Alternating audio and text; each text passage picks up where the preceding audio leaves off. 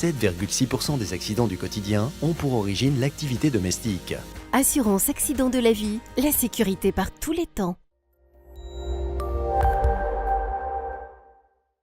Bonjour à tous, demain samedi nous aurons un temps variable avec quelques belles éclaircies. Les températures se situeront entre 15 et 20 degrés.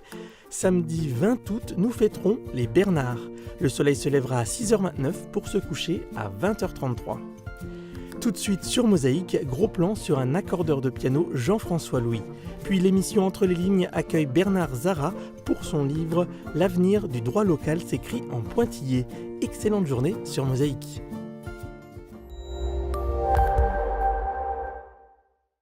Je parraine un ami et tout le monde y gagne. Mon filleul, ma banque et moi. Au Crédit Mutuel, un client satisfait rayonne.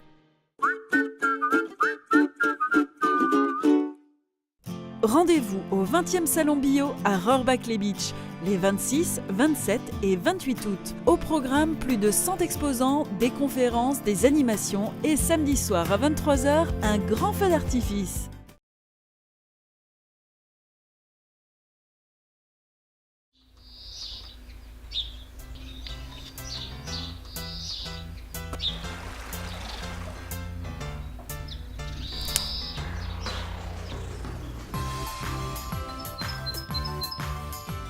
Un appareillage auditif adapté permet de ne pas vous couper du monde.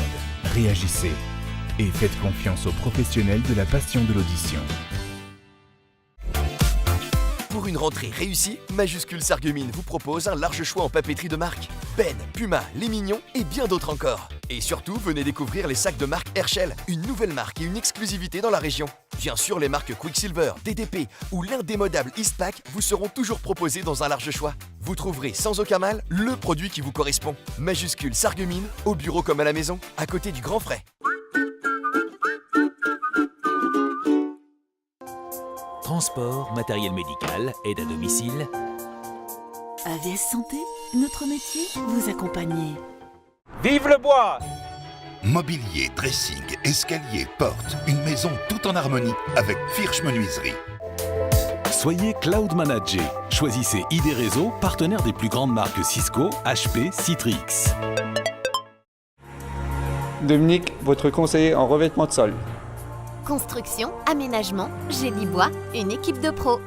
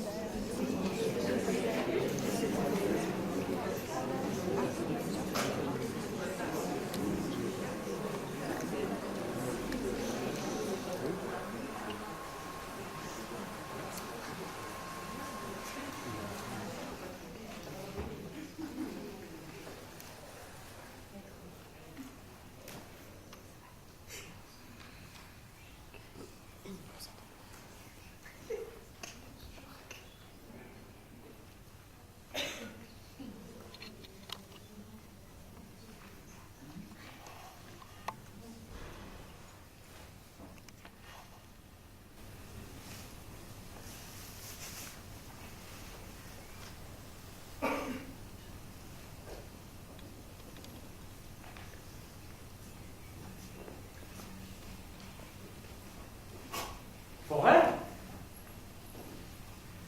Noir. Vent. Feu. Feuillage. Sac de couchage. Boue. Humidité. Pluie. Cendre. Hibou. Mal à la gorge. Soif. Oui, science. Froid. Mal à la tête. Chanson. Ruisseau. Tout. Odeur. Viande. Frisson. Fatigue. Transpiration froide. Charbon. Juron. Merde. Goût amer. Peur. Ventre vide. Nausée. Ordure. Bière. Bouche sèche. Tabac. Pisse.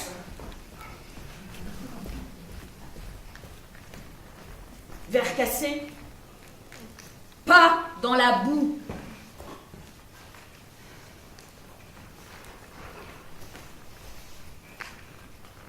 Fumée. Musique. Chut. Lumière. Phare. Sifflet. Sirène. Botte. Chien. Police. Police. Courez. Où ça? Et c'est tout. Courez. J'entends quelqu'un. Cours, cours. Merde. Plus vite.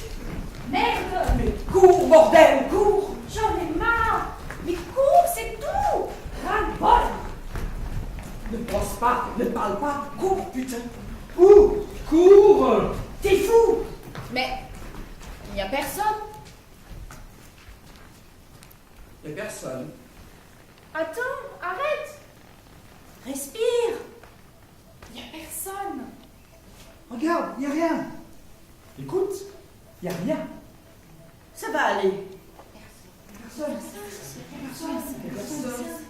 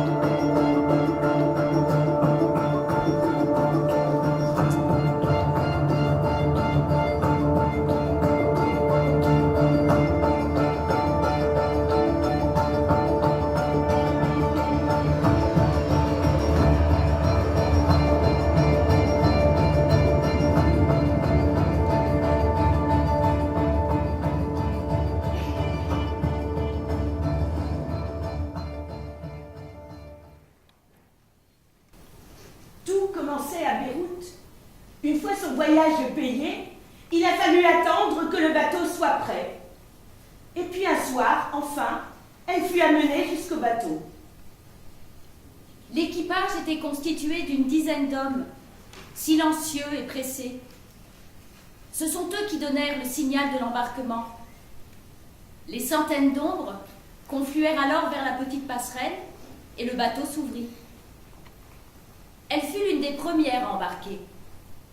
Elle s'installa sur le pont, contre la rambarde, et observa le lent chargement de ceux qui la suivaient. Ils ne tardèrent pas à être serrés les uns contre les autres. Le bateau ne semblait plus aussi vaste que lorsqu'elle était sur le quai. C'était maintenant un pont étroit, piétiné par des centaines d'hommes et de femmes. Elle tenta de garder un peu de place pour son bébé, mais les corps autour d'elle la pressaient sans cesse davantage. Cette incommodité ne la fit pas flancher. Ils levèrent l'ancre au milieu de la nuit. La mer était calme. Les hommes, en sentant la carcasse du navire s'ébranler, reprirent courage. Ils partaient enfin. Le compte à rebours était enclenché. Dans quelques heures, 24 ou 48 au pire, ils fouleraient le sol d'Europe. La vie allait enfin commencer. On rigolait à bord. Certains chantèrent les chants de leur pays. Elle ne se souvenait plus avec précision de cette première nuit sur le bateau, ni de la journée qui suivit. Il faisait chaud, ils étaient trop serrés. Elle avait faim, son bébé pleurait. Mais il y eut ces cris poussés à l'aube du deuxième jour. Les cris avaient été poussés par 2 jeunes Somalis. Ils s'étaient réveillés avant les autres et donnèrent l'alarme. L'équipage avait disparu. Ils avaient profité de la nuit pour abandonner le navire à l'aide de l'unique canot de sauvetage. Les visages d'un coup se fermèrent. On savait tous que si l'errance se prolongeait, la mort serait monstrueuse. Elle les assoifferait, elle les éteindrait, elle les rendrait fous à se ruer les uns contre les autres. Tout était devenu lent et cruel. Certains se lamentaient, d'autres suppliaient leur Dieu. Les bébés ne cessaient de pleurer. Les mères n'avaient plus d'eau, plus de force. Plus les heures passaient, plus les cris des enfants faiblissaient d'intensité, par épuisement, jusqu'à cesser tout à fait. Les esprits sombrèrent dans une épaisse léthargie. Le premier mort fut un jeune Irakien d'une 20aine d'années. D'abord, personne ne sut que faire. Puis les hommes décidèrent qu'il fallait jeter les morts à la mer. D'abord, pour faire de la place, et surtout pour éviter tout risque d'épidémie. Bientôt, les corps plongés à l'eau furent de plus en plus nombreux. Ils passaient par-dessus bord, les uns après les autres. Et chacun se demandait s'il ne serait pas le prochain. Elle serrait de plus en plus fortement son enfant dans ses bras, mais il semblait ne plus rien faire d'autre que dormir. Une femme, à côté d'elle, lui tendit une bouteille dans laquelle il restait quelques gouttes d'eau. Elle essaya de faire boire le nourrisson, mais il ne réagit pas. Elle lui mouilla les lèvres, mais les gouttes coulèrent le long de son menton. Elle sentait qu'il partait et qu'il fallait qu'elle se batte, bec et ongle. Elle l'appela, le secoua, lui tapeta les joues. Il finit par râler, distinctement, un petit râle d'enfant. Les heures passèrent toutes identiques, sans bateau à l'horizon, sans retour providentiel de l'équipage, rien. La révolution lente et répétée du soleil les torturait et la soif les faisait halluciner. Elle était incapable de dire quand il était mort. Elle était restée dans la même position pendant des heures, l'appelant par son nom, lui chantant des comptines, lui jurant qu'il s'en sortirait. Puis les hommes autour d'elle lui avaient tapé sur l'épaule. Oh, elle avait vu dans leur regard ce qu'ils pensaient. Elle avait hurlé de la laisser tranquille, de ne pas l'approcher, et qu'elle allait le réveiller. Et puis, 2 hommes étaient venus et l'avaient forcée. Il l'avait obligée à desserrer son emprise. Elle se défendit. Elle cracha et mordit. Mais ils étaient plus forts qu'elle. Ils réussirent à lui prendre l'enfant et sans un mot, le jetèrent par-dessus bord.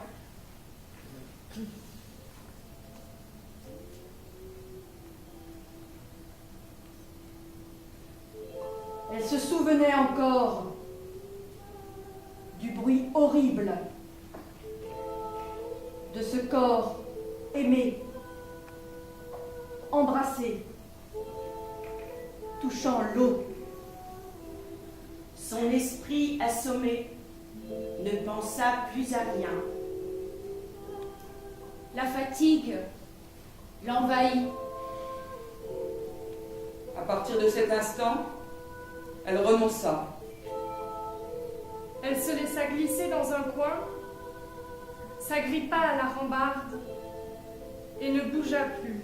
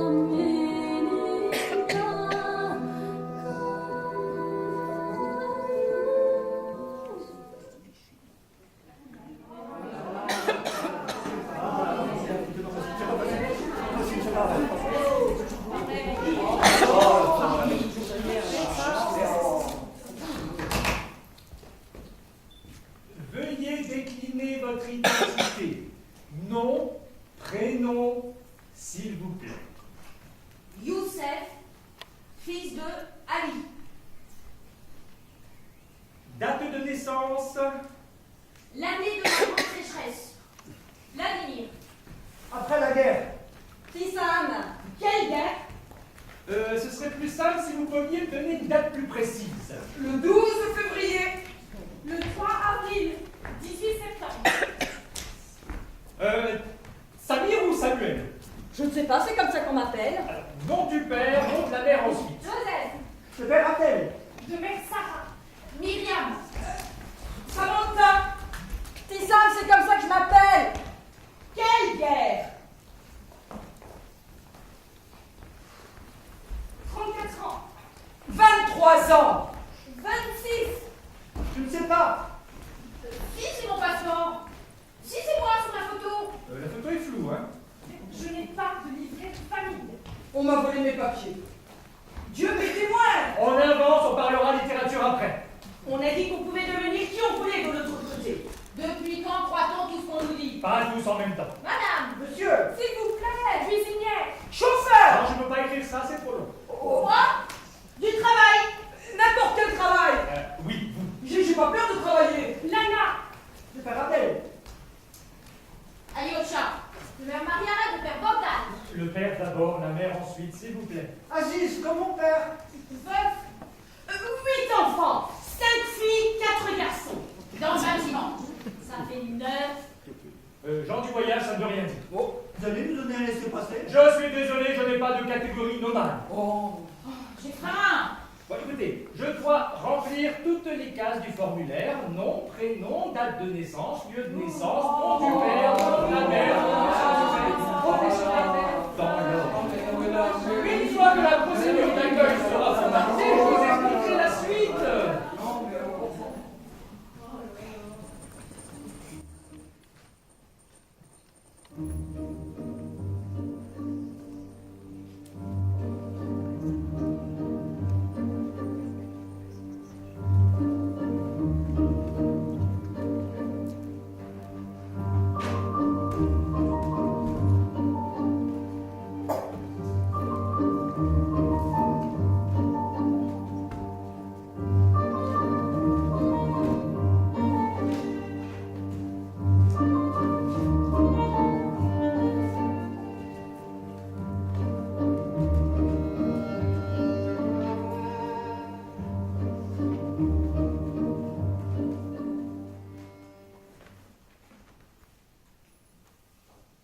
Ma vie en Syrie était merveilleuse. J'avais tout ce dont j'avais besoin. Une voiture, un bel appartement, de bonnes écoles pour mes enfants. J'étais heureuse. Je travaillais dans plusieurs domaines, mais ce que j'aimais faire le plus, c'était du sport. Je donnais des cours de gymnastique. Puis tout s'est terminé. Pourquoi? Avec les bombes, l'insécurité, tout s'est écroulé. Nous habitions dans une banlieue de Damas, à 10 km de la ville. J'avais toujours amené mes enfants, de 4 et 7 ans, à l'école en voiture. Mais tout à coup, j'ai dû arrêter. Les déplacements étaient toujours dangereux. On risquait notre vie tous les jours. Puis surtout, on n'avait plus de perspective. C'est pour cela qu'on a décidé de partir. On est passé au Liban en voiture, on a acheté de faux visas pour l'Égypte et on a pris l'avion, tous les 4. On s'est installé dans un village pas loin du Caire, où il y avait d'autres Syriens. Mais dès qu'on est arrivé, j'ai vite compris. L'Égypte était pire que la Syrie. C'est là que l'idée m'est venue. Il fallait aller plus loin. Il fallait traverser la mer. Je devais le faire, pour mes enfants. J'en ai parlé à mon mari, mais il n'a pas voulu venir. Je suis partie seule avec les enfants. Il a payé pour nous 3 $3 000 en tout. Il m'a dit, j'ai l'impression de t'acheter un billet pour la mort. Je lui ai dit, tout ira comme Dieu voudra. On arrivera sain et sauf. On est parti la nuit, à 4 heures du matin. Je n'ai pas dormi pendant 3 jours. Je tenais mes 2 enfants dans mes bras. Je les tenais fort. J'ai pensé, si on doit mourir, on mourra tous les 3, ensemble. Mon aîné Imar, qui a 7 ans, m'a demandé « Maman, pourquoi tu nous as emmenés mourir ?» Je lui ai dit « Tout ira bien, ne t'inquiète pas. » Je parlais doucement à mes enfants, pour les rassurer. Au bout du 7e jour, on a aperçu le navire italien. Je me souviens qu'on a tous ressenti une joie incroyable. J'ai pleuré et pleuré. On avait laissé la mort derrière nous. Au bout de 2 jours, on est arrivé en Sicile. Dès qu'on a débarqué, j'ai appelé mon mari. Il a crié au téléphone « Vous êtes arrivés! Vous êtes saufs !» Je lui ai dit « On est en Europe! Dieu a voulu nous faire arriver. » Puis j'ai regardé mes 2 enfants et j'ai pensé « J'ai fait tout cela pour eux. Ils ne devraient jamais plus vivre une expérience pareille. Dieu, je te remercie de nous avoir sauvés. Le pire est derrière nous. La guerre, l'insécurité, la possibilité de mourir en mer. On est en Europe. La vie nous attend. En mai 2012, vivant alors en Guinée, à Conakry, la capitale, je me suis rendue à l'église avec un ami et c'est là que j'ai décidé de devenir chrétien et de me faire baptiser. J'étais alors musulman, comme la majorité des Guinéens, comme ma famille et mon père imam. Quand ma famille a appris ça, j'ai été tabassée et enfermée. À ce moment-là, j'ai dit que j'allais rester musulman. J'ai réussi à m'enfuir avec un ami dans un village pas loin de la capitale. Nous étions hébergés chez son frère, mais je n'étais pas serein. J'étais recherchée. J'ai décidé de partir pour la France. La France? Mais pourquoi la France? Parce que la Guinée est une ancienne colonie, donc je parle français, même si je ne sais pas encore le lire et l'écrire.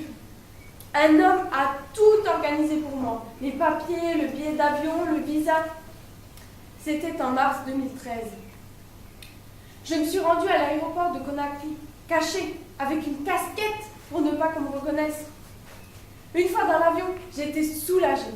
Je me suis dit, ça y est, je suis enfin libre. Arrivée à Paris, je ne savais pas où aller. J'ai tenté de parler à des blagues, on m'a dit « Va à Nantes, il y a plein de Guinéens ». Je connaissais Nantes de nom, car je suis supporter du club de foot. Arrivée à Nantes, j'ai d'abord dormi dehors. Puis, je me suis dirigée vers une association qui m'a beaucoup aidée. Je suis bien ici en France. Je me sens bien, je respire bien. Ici, il y a la paix, tout le monde est poli, tout le monde se rend service. Et je peux pratiquer ma religion sans crainte.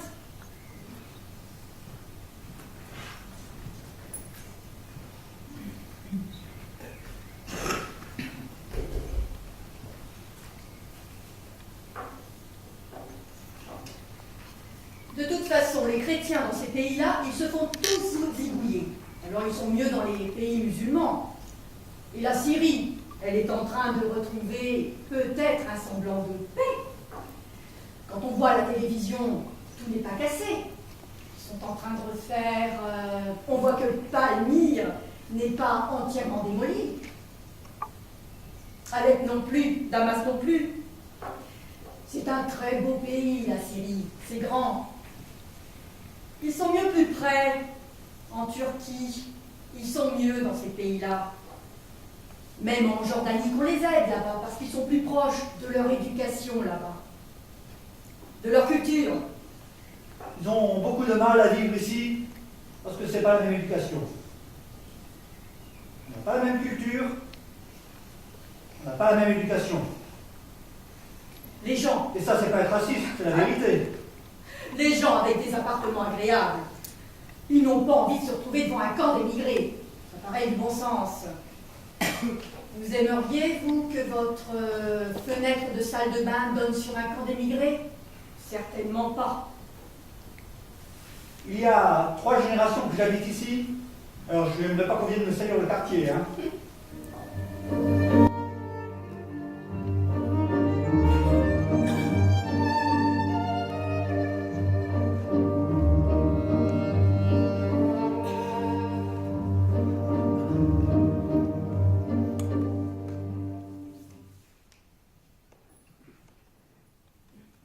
Ça va pas être cher. On s'arrange. Mais c'est pas ça. J'en ai marre de courir, de m'enfuir, de passer d'un endroit à un autre. Je reste. Mais ici, t'es dans la merde. S'il te chope. Oh, ça va changer. Il y a les élections. Les élections. Tu crois que ça va changer quelque chose pour toi? On s'en fout de toi dans ce pays. On s'en fout de moi partout. Oh, t'es con. Je vais faire appel. T'es con. Ça va prendre des années. Ils peuvent te choper n'importe quand. Tu vas te retrouver au pays et là, ça va être la merde. La merde, elle est partout.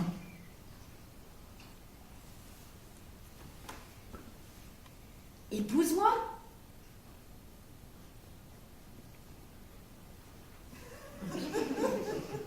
Non. Épouse-moi, c'est la seule solution. Non. Tu sais que je ne crois pas au mariage. Je dis non. Pourquoi? Je dis non. Tu vas faire quoi alors? Je dis non. C'est con tout ça. Ah, c'est con, mais j'ai dit non. Tu ne peux plus aller plus loin. Putain de merde, j'ai dit non. Tu fonces dans un mur. Je dis non. Moi, je connais la loi. C'est fini. Putain de merde, j'ai dit non. On a tout essayé. Plus rien à faire. Putain de merde, c'est non.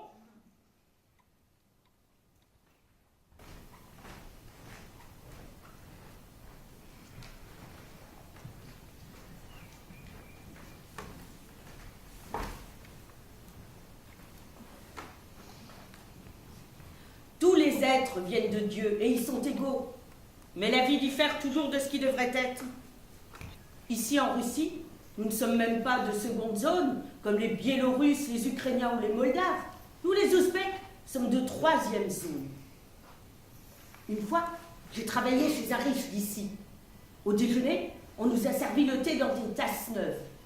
Après qu'on a bu, le propriétaire nous a ordonné de jeter ces tasses à la poubelle. Non. Ah, ça nous a violemment blessés. Ah, tu sais, chez nous, on jette la vaisselle quand elle a été touchée par un chien. Ah, mais sommes-nous pires que des chiens? Heureusement, c'est du passé. Là où je vis et travaille en ce moment, je ne suis pas considérée de cette façon-là. Ah oui? Ah non. J'ai de la chance avec mon employeur. Chez lui, je suis comme de la famille. Il y a 2 ans, ma mère est morte. C'est lui-même qui m'a acheté les billets aller-retour, qui m'a donné l'argent pour l'enterrement et qui m'a conduit à l'aéroport. Non. Moi, je ne peux pas trahir cette confiance. J'ai même les clés de sa maison. Je peux y aller quand je veux. Je me souviens quand je travaillais au chargement. Pendant le ramadan, je ne suis pas allée déjeuner à la cantine. Le 2e jour, le patron m'a fait venir et m'a demandé pourquoi. Il a fallu que je lui raconte tout sur le ramadan.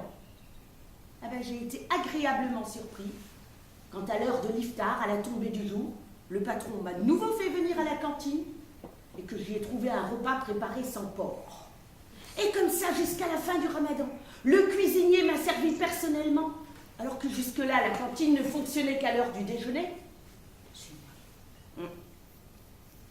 Mais je m'ennuie cruellement de chez moi, de mon village, des journées ensoleillées, de la famille, des amis, des enfants, des voisins. Ah, mais quand je peux envoyer de l'argent à la maison, ça me rend tellement content.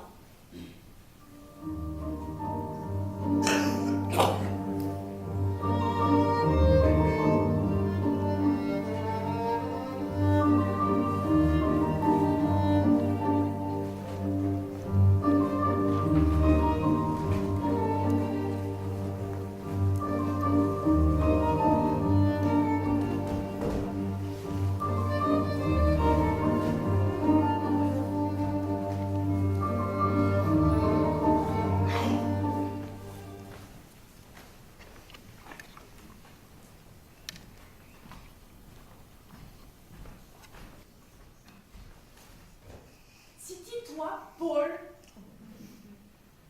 Pardon. Toi, City Paul. Que voulez-vous?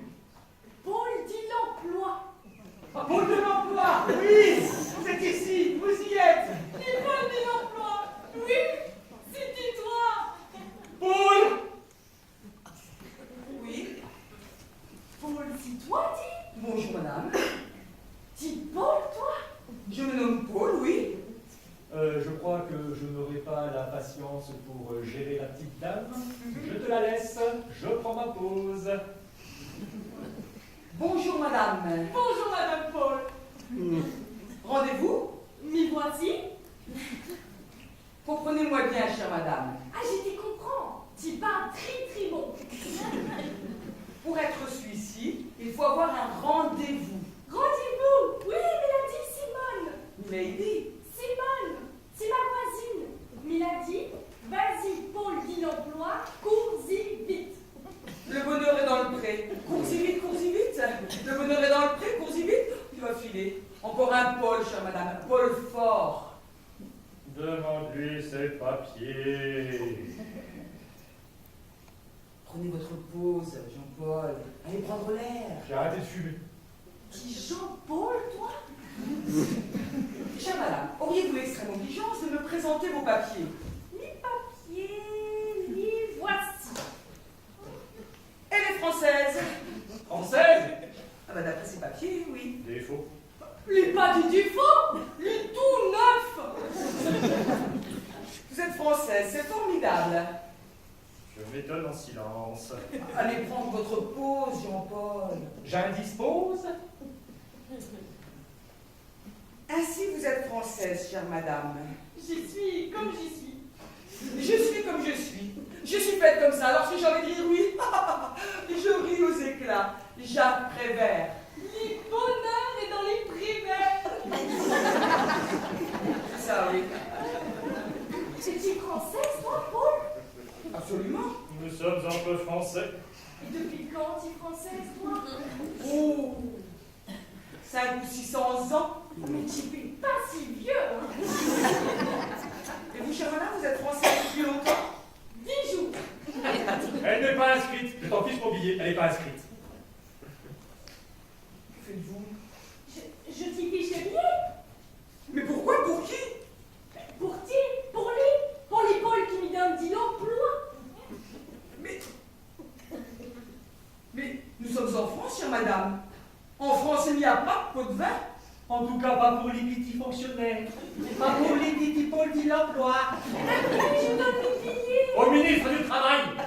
Mais non, rembauchez votre billet, chère madame. Mon collègue plaisante, il est d'humeur badine. N'est-ce pas, Jean-Paul, que vous plaisantez? Le ministre du Travail, pourquoi pas au président? Au président, je donne les billets. Mais non, rembauchez votre billet, c'est moi qui vais vous donner quelque chose. Un papier sur lequel il y a écrit un numéro. Le numéro unique. Unique. Vous téléphonez à ce numéro. Et là, et seulement là, vous aurez rendez-vous. Compris? Rendez-vous. Mais j'y suis tout de suite. Mais vous serez reçue assise. Mais je suis pas fatiguée. C'est pour le dossier. Faut ouvrir un dossier, c'est important le dossier. Mais j'ai juste qui travaille. Pas le dossier. Le dossier ne se mange pas. Bon, vous téléphonez à ce numéro et vous venez me voir ici en rendez-vous. Numéro unique, vite, j'ai bien d'y voir Paul. J'ai compris.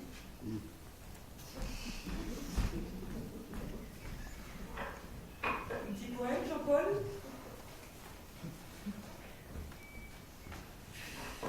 C'est pas la peine d'être sans domicile fixe si c'est pour rester tout le temps assis au même endroit.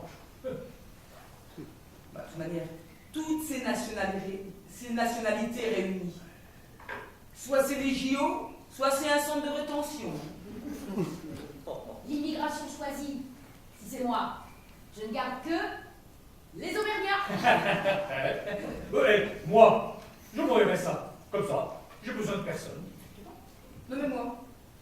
La Joconde. Je la foutrais dehors, et les mecs qui dorment dehors, moi je le mettrai au Louvre. Il y a certains décors de théâtre qui pourraient très bien servir pour les sans-abri. Mais quand tu es né en France, t'es pas forcément français. Tu dois être né à l'intérieur française. Ah ouais. Non mais là, c'est comme avant, avec le voile. Toutes les Arabes se ressemblent. C'est comme nous au ski avec le bonnet. Mais les femmes voilées, on voit rien. Si ça se trouve en dessous, c'est des hommes. Mais le voile islamique, de haut en bas, c'est plus un voile, c'est un pneu de camion. Oui, mais si on interdit le voile islamique, il faut aussi interdire la coiffe bigoudelle. Ah oui, oui. En Bretagne, la burqa, ça s'appelle un kawaii. Mais la burqa, c'est du cache-misère. Non mais c'est l'homme qui oblige la femme à porter la burqa. Une lesbienne islamique, ben, elle ne mettrait jamais ça. Moi, s'il y en a une qui vient à l'école avec le voile, mon fils, je lui mets une casquette Ricard.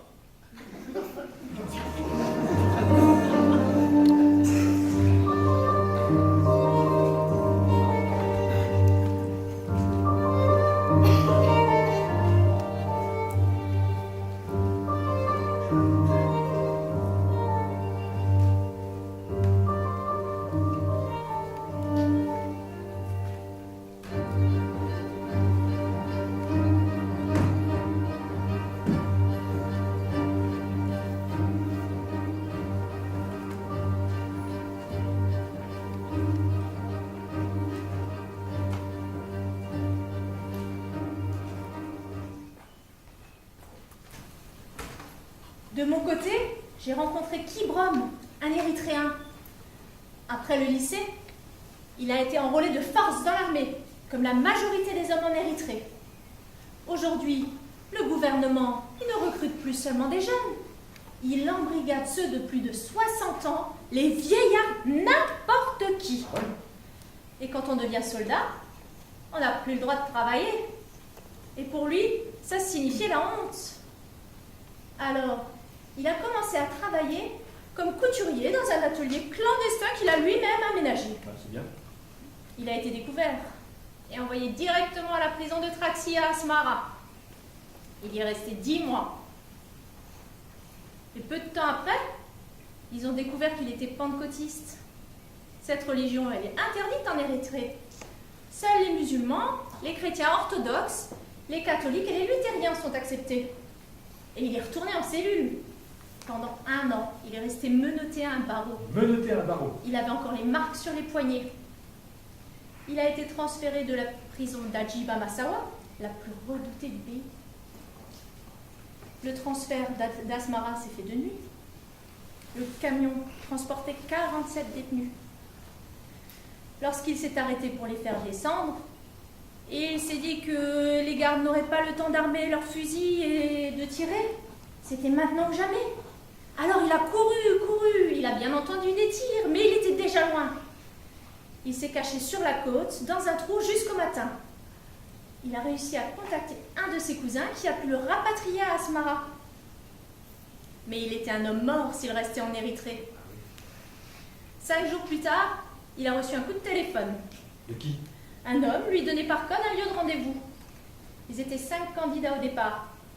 3 jeunes garçons et 2 hommes. Ils sont partis de nuit et à pied en direction de l'Éthiopie. Il ne sait pas ce qui l'a poussé à avoir confiance en ce passeur. Les autres réfugiés qui passaient par le désert du Sinaï ou le Soudan se font généralement vendre par leurs sauveurs. Et à des trafiquants qui emprisonnent, qui torturent et qui demandent des rançons aux familles. Ils ont marché 16 jours. 16 jours? Il fallait éviter toute personne, se méfier de tout le monde. Même les fermiers peuvent être des espions déguisés. Et il a enfin atteint la frontière. Mais en Éthiopie, ils savent qu'ils peuvent abuser d'eux. Et leur salaire ne vaut rien. Et il ne veut pas rester dans ce pays où sa vie n'a pas de sens. S'il le pouvait, il rentrerait en Érythrée. C'est un pays merveilleux avec un peuple fabuleux. Mais la politique n'est pas près de changer. Et il n'a pas confiance en l'espoir.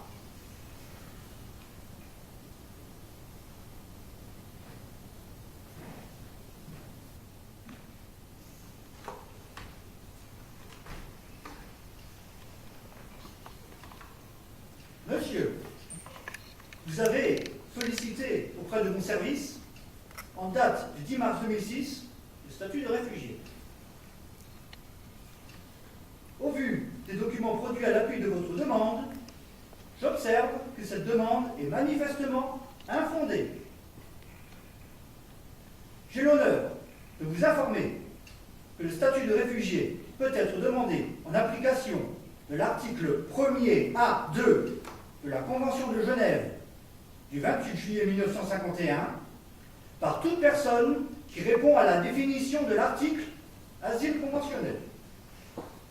C'est-à-dire qui, craignant avec raison d'être persécuté du fait de sa race, de sa religion, de sa nationalité, de son appartenance à un certain groupe social ou de ses opinions politiques, se trouve hors du pays dont elle a la nationalité et qui ne peut, ou du fait de cette crainte, ne veut se réclamer de la protection de ce pays. Ou qui, si elle n'a pas de nationalité et se trouve hors du pays dans lequel elle avait sa résidence habituelle à la suite de tels événements, ne peut, ou en raison de la dite crainte, ne veut y retourner. En l'absence d'un document attestant votre persécution dans votre pays d'origine, je présume que vous n'encourez pas un risque sérieux qui pourrait faire l'objet d'une demande d'asile. En conséquence, il ne m'est pas possible de réserver une suite favorable à votre demande. Je vous prie de croire, monsieur, à l'assurance de ma considération distinguée. Il y a un avis de passage dans la boîte aux lettres. Je pense qu'on a une réponse, c'est pour demain. Je viens avec toi. Tu veux y aller toute seule? Ça va bien se passer, tu vas voir. De toute façon, le dossier était complet, il ne manquait rien. Et même s'il y a un problème, on peut faire un recours. Mais il n'y aura aucun problème, je le sens bien. J'ai une réponse. C'est génial, ça peut être la fin de toute cette galère. Mais ça va bien se passer. Ne reste pas comme ça. Ça sert à rien de stresser. On va attendre jusqu'à demain, et puis même on ira jusqu'au bout, je te le promets. Mais ça va bien se passer. Ça va? Dis quelque chose. S'il te plaît, parle-moi. Tu es fâché? J'ai dit quelque chose qui t'a fâché? Dis-moi tout. Mais je suis là pour toi. Tu es avec moi. On est deux. On est ensemble. Tu n'es pas seule. Je vais aller jusqu'au bout. Je ferai tout pour toi. Tu vas voir, ça va bien se passer, je le sens. Allez, c'est bon. On arrête de parler de ça. Tu veux manger quelque chose? Tu veux sortir? T'as pas envie? T'as pas faim? Moi non plus d'ailleurs. Tu veux boire quelque chose? De la bière ou du vin? Allez, du vin. Rouge ou blanc? Sec ou demi-sec? Bah... Qu'est-ce qui se passe? Tu dis rien, ça va? Détends-toi un peu. Rien n'est encore décidé. Je n'aurais pas dû te le dire. J'aurais dû attendre demain matin. Je m'en veux, tu ne vas pas dormir de la nuit. Non, c'est sûr. Mais ce n'est rien, je te dis. On va trouver une solution de toute façon. Ça va bien se passer. Fais-moi confiance. Je connais tout ça. Il faut s'accrocher, c'est tout. Ça va bien se passer, aucune raison de stresser. De toute façon, je corresponds à tous les critères. Et de toute façon, tu es là et tu vas tout faire. Mais on arrête de parler de ça. Bon, attendons demain. Je viens avec toi, je vais ouvrir cette lettre pour toi. Tu ne dois pas passer par là. Je vais le faire pour toi. Fais-moi confiance. Je ne me trompe jamais, c'est mon métier. Allez, c'est bon, on parle d'autre chose. Alors, sec ou demi-sec? Ah oui! Je suis arrivé à Calais le 1er septembre, où j'ai tout de suite croisé des Érythréens qui m'ont indiqué Kraba.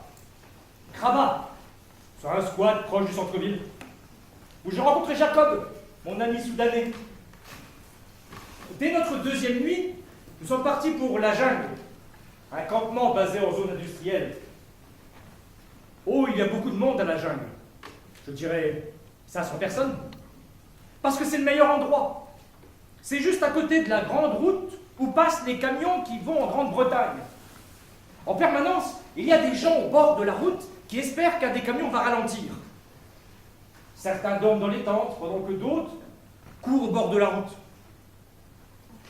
Nous, on tente par groupe de 4 ou 5. Le mieux, c'est au milieu de la nuit. La police est moins présente. Je sais que c'est dangereux, mais tu sais pas ce qu'on a vécu jusqu'ici. Pour nous, ça c'est rien. Non, mais on connaît tous quelqu'un qui a réussi. Mais le problème, c'est qu'il y a de plus en plus de personnes qui veulent passer et de moins en moins qui y parviennent. Alors parfois, on change d'endroit. On va au centre-ville, près d'une station essence, à la recherche d'un camion immatriculé Grande-Bretagne. On connaît un mec, il s'est planqué comme ça dans un camion, et le lendemain, il nous appelle, il était en Italie. Le chauffeur lui a dit, mais t'es fou de te planquer comme ça. Il est revenu le lendemain, en 2 fois. De temps en temps, on retourne à Krabat pour se reposer, laver nos vêtements, recharger nos portables. Parce qu'il n'y a rien de tout ça à la jungle.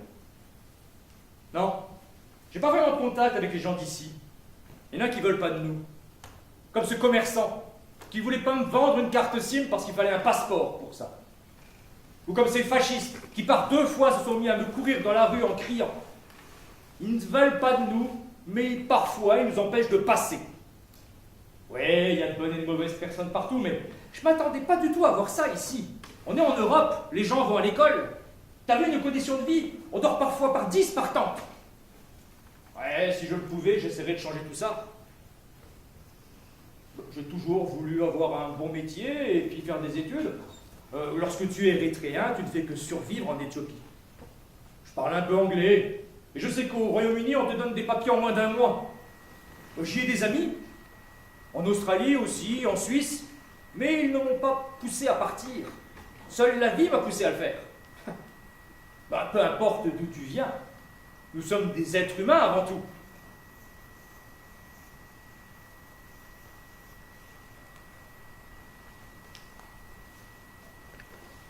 T'as un problème ou quoi?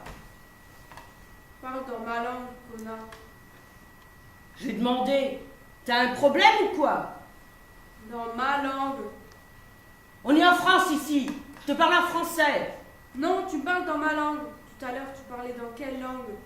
Dans ma langue. Ta langue n'existe pas. Ta langue est ma langue ici. Parle-moi une langue civilisée. Putain de merde. Enculé ta race. Bouffe ta merde. J'encule ta race. Ta gueule. J'encule ton peuple. Ta gueule ou je te crève le crâne, putain. Nique ta mère.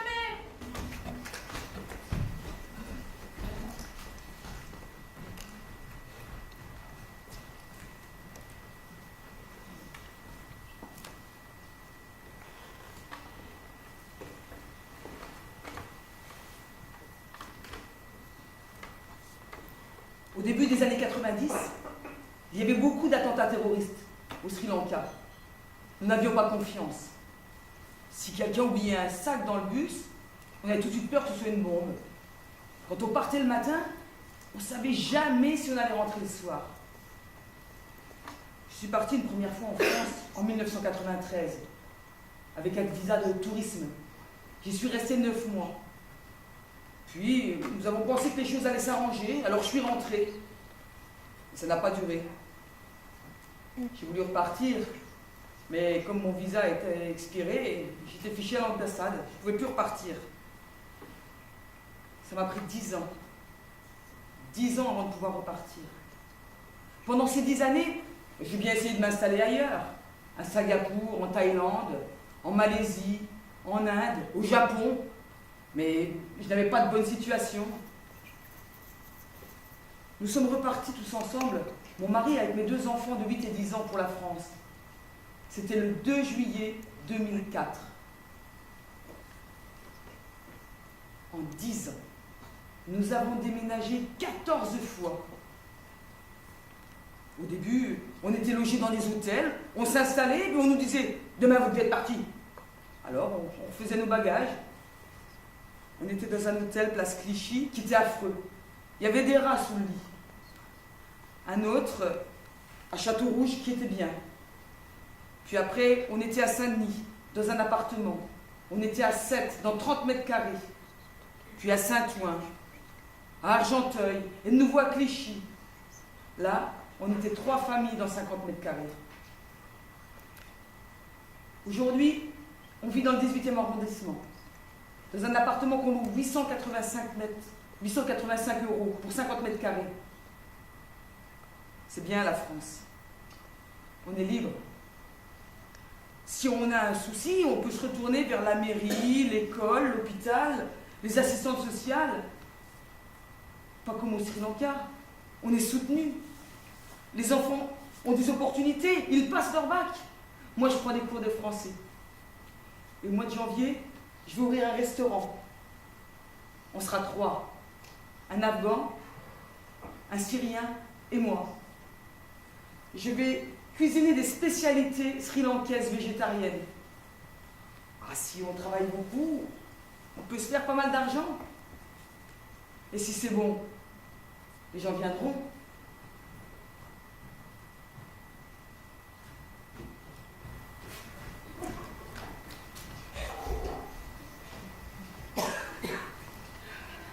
Non mais l'Afrique, ce qui lui manque, c'est les nuages. Sinon, il y a tout, c'est vrai. L'Afrique, ça sert à rien. L'Afrique reste un pays jeune. Parce que les Africains meurent jeunes.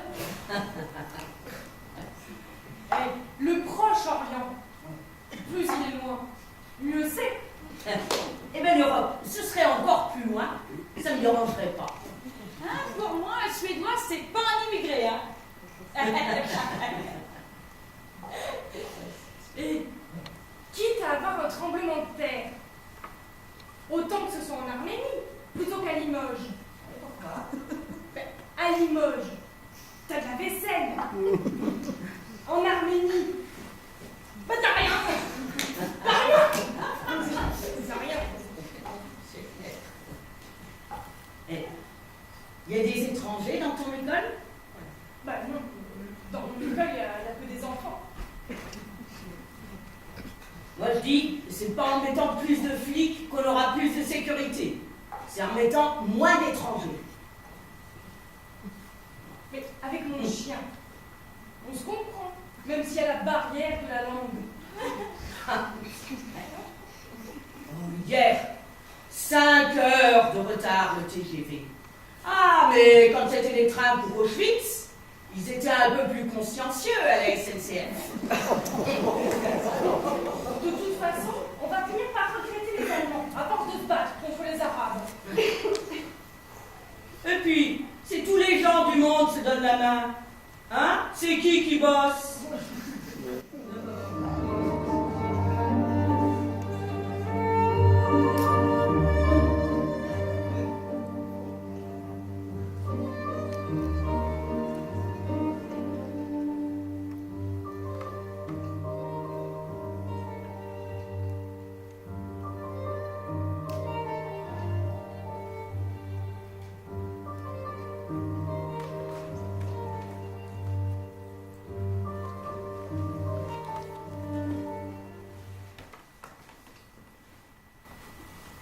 Je suis arrivée de nuit. Un vol de Quito à Zurich via Bogota. Juste avant d'atterrir, je me souviens avoir fixé des petits rectangles verts et marrons qui défilaient par le hublot. Des champs sans doute. J'en avais jamais vu autant. J'avais 21 ans. Je me souviens que c'était un samedi de septembre. Je rejoignais mon copain Diego, parti quelques mois plus tôt rejoindre sa sœur, installée là-bas et mariée avec un Nord-Américain. Je n'avais jamais quitté le Pérou auparavant, ni même rêvé de voyage ou d'étranger. Diego aussi. Je l'ai suivi. Nous n'avions jamais vécu ensemble non plus. Nous avons appris à nous connaître aussi. En Suisse, j'ai appris qu'il aimait bien voir des copains, sortir, faire la fête. J'ai fait avec. Petit à petit, j'ai cumulé des petits contrats. Je travaillais les après-midi, puis toute la journée, puis la semaine, puis les samedis, puis les nuits ou à l'aube. J'ai gardé des vieux, des enfants, repassé des chemises, lavé les escaliers, les sols, des maisons, des entreprises, des bureaux. Il y avait 3 règles que Diego me répétait en permanence. Okay. Pas de retard, pas de faute, Pas de bruit. Nous étions des illégaux. La première année, il est sorti avec des copains. Ils étaient sur le chemin de retour quand ils ont croisé une patrouille de police. Diego n'avait aucun papier sur lui. Ils ont embarqué tout le monde. Quand il a appris l'affaire, le propriétaire suisse qui nous louait l'appartement m'a jeté dans la rue avec toutes mes affaires. Depuis ce jour-là, nous avons appris à raser les murs, détourner le regard quand on croisait des regards trop insistants, patrouille de police. La peur ne nous a plus quittés. Dès qu'on touchait de l'argent pour un travail, on en gardait une petite partie pour vivre et on donnait l'autre à la sœur de Diego qui mettait ça sur un compte. On en envoyait aussi une partie à nos familles pour les aider là-bas. Les Suisses nous payaient bien. Les Péruviens immigrés mais en situation régulière, beaucoup moins. Ça faisait partie du jeu. Petit à petit, l'éloignement avec ma famille et mon pays sont devenus insupportables. Je disais à Diego, je ne veux plus être illégale. Un jour, j'ai insisté. J'ai cru mourir. Diego a cédé quelques jours plus tard et m'a tendu les billets de retour pour le Pérou. Chaque soir, j'ai refait 100 fois ma valise jusqu'au jour du départ. Nous avons quitté la frontière à pied, puis nous avons rejoint un ami, sa voiture pour Lyon, puis Paris, Madrid, et enfin le retour à Lima. Nous avons débarqué à l'aéroport en plein milieu de la nuit. Nos passeports étaient entièrement vierges. Le douanier hallucinait, aucun tampon. Pendant 8 ans, nous étions restés des invisibles. Je me souviens des retrouvailles avec ma maman, ma tante Juanita. C'était irréel, incroyable. Puis nous avons concrétisé la deuxième partie du projet en investissant la moitié de ce que nous avions épargné. Nous avons d'abord construit un immeuble de 5 étages, puis nous avons revendu les 6 appartements à l'intérieur. Puis un autre immeuble, puis un autre. Aujourd'hui, nous commençons le 6e avec 9 appartements. Mon père, 2 de mes frères, des cousins travaillent avec nous. Je ne regrette rien. Nous sommes restés dignes pendant toute cette période. J'y ai perdu mon innocence, c'est vrai, mais chacun a droit à sa dignité. Et s'il faut traverser un océan pour la gagner, alors forcément, ça vaut le coup.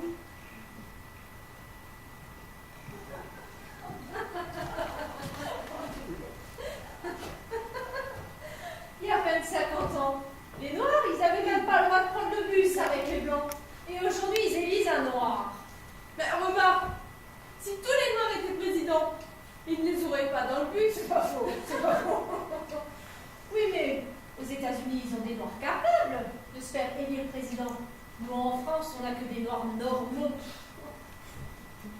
Les Noirs, oui, mais les Algériens, c'est pas des gens de couleur, c'est des Arabes. Martin Luther King, il doit se retourner dans son rêve. Eh ben moi, à la place des Twin Towers, je mettrais des charcuteries géantes pour faire chier les Arabes. C'est une bonne idée. Ouais. Mais les gens qui meurent de faim, si tu les nourris, du coup, ils meurent d'autre chose. Mais oui, en Éthiopie, si tu leur parachutes de la choucroute, ils font des cabanes avec. Et la guerre, ça fait monter le prix de la viande et baisser le prix des gens.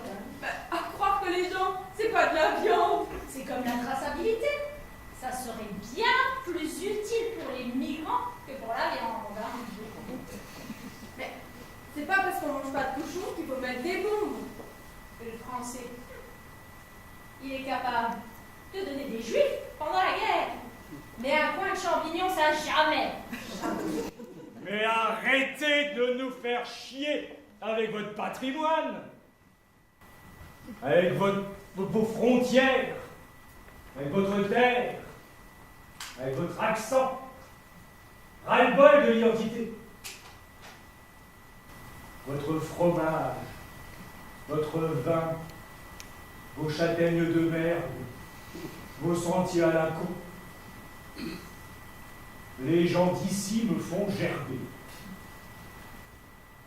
Partout dans le monde, tu as des gens d'ici. Oh, regardez comme c'est beau. Notre paysage, notre musique, notre terre, notre langue régionale. Mais achetez donc des valises et partez en voyage. Ne cessez plus de bouger. Baisez aux antipodes, fabriquez des métisses, changez la couleur de votre peau. Si tu dois être de quelque part, que ce soit du monde, il n'y a pas d'autre solution. Le petit coin où tu habites, tu l'empruntes au monde. L'avenir ne t'appartient pas. Tu l'empruntes au monde et à tes enfants. Alors tu restes humble. Tu dis merci. Et tu ne la ramènes pas.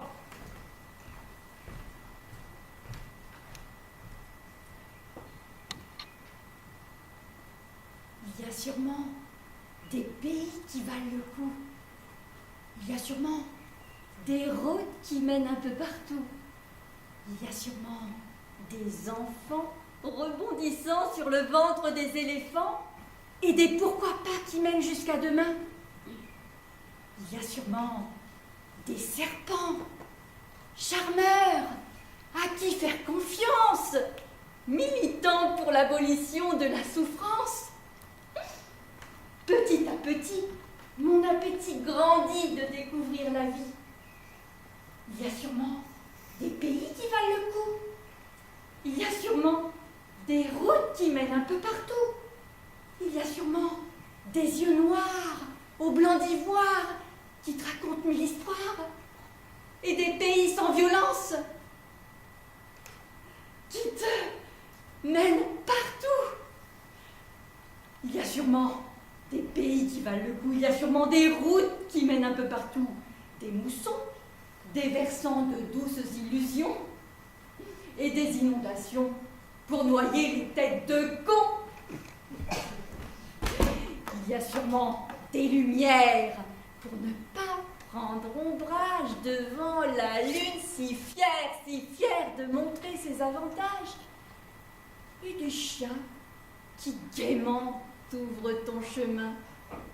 Et des malandrins qui jamais te volent, jamais rien. Il y a sûrement des pays qui valent le coup.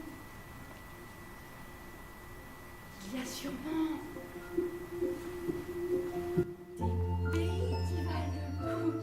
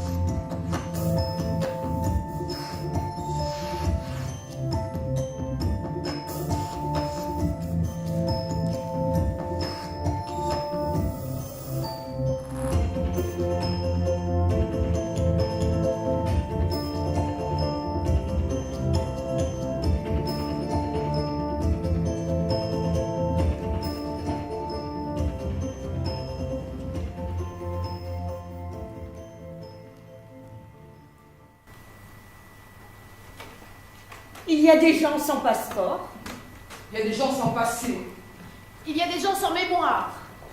Il y a des gens sans histoire. Il y a des gens sans bagages, sans meubles, sans archives. Il y a des gens sans odeur, sans empreinte.